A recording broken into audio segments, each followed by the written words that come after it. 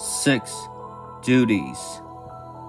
I dream a teacher was teaching about duties and shared the story of a guy who saw a girl stealing milk from a cow that was not hers.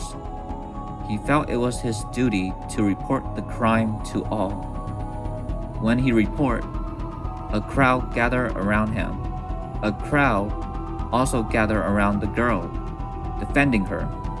One of them fired a gun and killed the guy who accused the girl. The crowd around the guy turned into a rage, and the two sides fight each other. The guy did not die, but his hand survived and became alive and attached itself to another person. The guy's hand then took over that person's body, and the guy became alive again. The guy never can fully die. Dream end.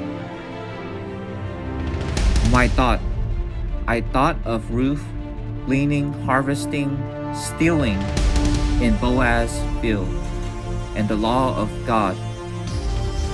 Leviticus 23:22. When you reap the harvest of your land, do not reap to the very edges of your field, or gather the gleaning of your harvest. Leave them for the poor, and for the foreigner residing among you.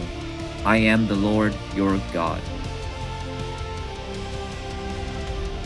The God said, vegetarianism.